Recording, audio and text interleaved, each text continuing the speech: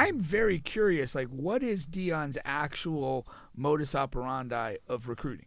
Because I don't know. Oh, Deion finna go tell you how to get that money. I guarantee you that. Like specifically, what is it? You know, because it tends to be a little bit like that. Like he tends to snatch guys kind of late. McClain was another one, very late in the process. But does he there you to do this for dramatics? You know, does he say, "Hey, leave us off your list"? Well, that's what I'm saying. Like there's enough data that there's a clear plan at work. I don't know what it is. I'm really curious. Does he secure like these silent commits and kind of like, hey, we're gonna just drop this. You know, now we're going to drop whatever. Again, if you think about it, you know, Travis was like signing day. Like he just didn't sign with the Knowles and whatever. It was a huge flip. Here, that was crazy. The offensive lineman, he gets about 10 days before signing day, and he quickly consolidates some portal guys. And that might have been strategic.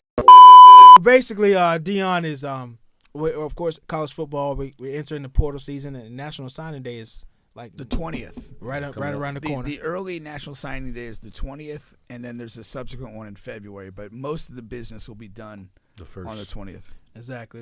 And we got Chris saying "Coming to America 2" was corny.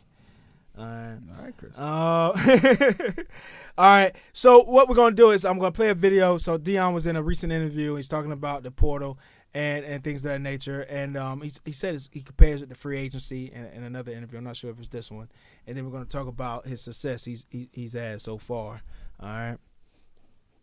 We didn't have those 8 to 10 players that we need to get us over the hump. But guess what today is? It's portal day.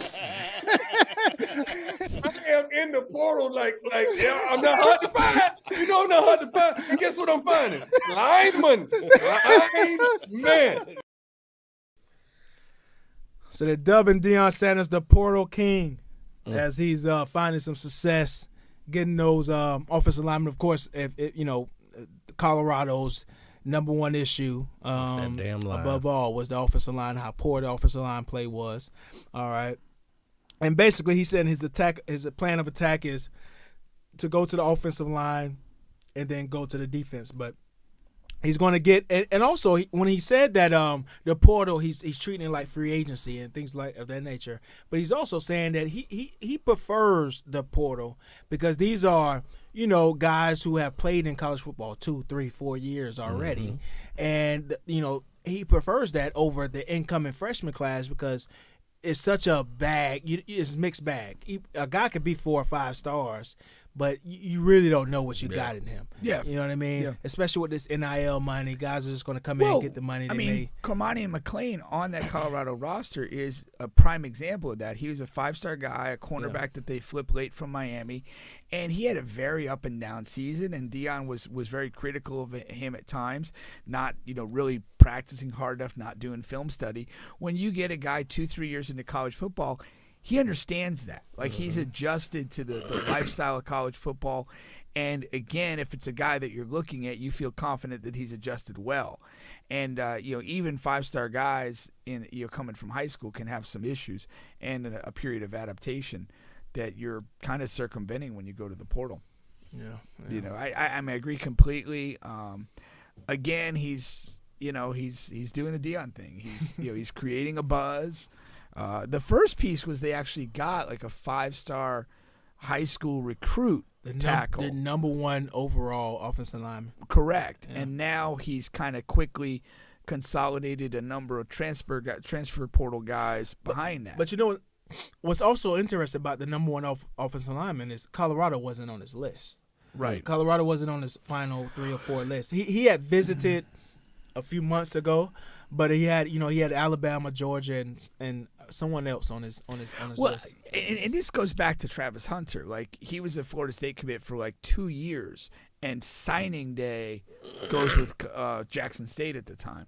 I'm very curious. Like, what is Deion's actual modus operandi of recruiting? Because I don't know. Oh, Deion finna go tell you how to get that money. I guarantee you that. Specifically, what is it? Because it tends to be a little bit like that. Like, he tends to snatch guys kind of late. McClain was another one, very late in the process. But does he tell you to do this for dramatics? You know, does he say, Could be. "Hey, leave Could us be. off your list"? Well, that's what I'm saying. Like there's enough data that there's a clear plan at work. I don't know what it is. I'm really curious.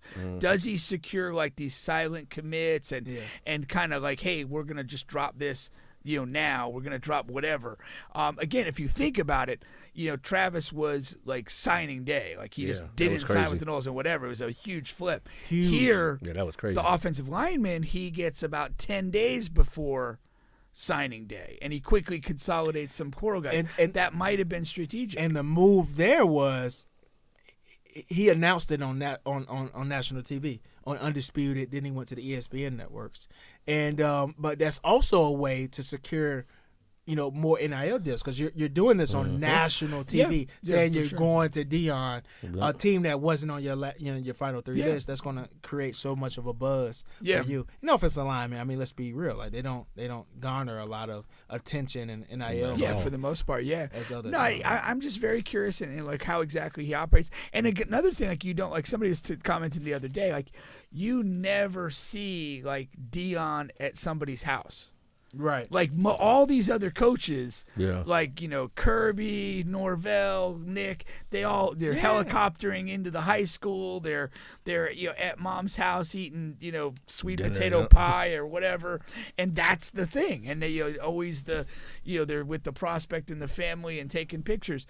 Like Deion does zero of that. Yeah. Does that mean he's not visiting at all, or he deliberately kind of does this all on the low? Like he's doing it differently than anybody else, but I'm really curious, like what are the actual mechanics of how he's pulling it He off? over that bitch sending them a goddamn Land Rover or a Range or some shit. but everybody can send that. Like that's not the distinguishing thing anymore. But Deion is the guy. I mean, that was my favorite football player when I was a kid. You know what I'm saying? So Yeah. I think the star power has a lot to do with that. I agree, but I still think that there's a way that there's a specific way he's doing this that's fascinating to me. It's definitely a little different. It definitely relies on his star power and his celebrity as an individual. But again, how are you doing it? Like what's going on? Yeah, and the offensive linemen that he's getting out of the portal, they're not they're not coming with a lot of cachet, But you talked a few weeks ago, and a lot of the portal offensive linemen aren't, coming with a lot of cachet. That's just kind of so. I am interested to see how that works out for them. Now they're really excited, and getting the number one overall offensive lineman was fucking humongous. Well, but so here's another thing with Deion, the brand, like. His brand is to be like confidently excited. Yeah, winners. When he was losing 6 in a row down the stretch, there wasn't a whole lot of excitement, and he was basically knocked off brand. Now you're back in the recruiting season, and it's all flowers and that sort of stuff. So I mean, again, we'll see. Does it come together? To me, it's got to come together on the field, and we're not going to know yet. And it's I don't say that to diminish Deion, because it's just he had a lot of holes on the team. Is he going to be able to fill them and make it all work?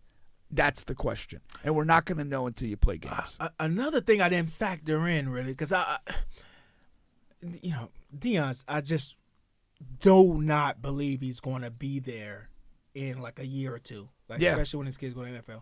But what I didn't factor in was, he could just convince those kids, like, hey, you could just hit if I do leave, you could just hit the transfer portal. I'm sure that's part of the pitch. You could just go like it's easy as 1, 2, 3. You know what I mean? Like and that's why he loves free agency, and he's probably selling that. Yeah. He goes, you come here, we'll be good next year, and then whether I stay or go, you go off of a good Colorado team. Having played for me, you're going to have cachet in this market again. Yeah. Yeah. Yeah, I think so. So yeah, we'll definitely see how that goes here.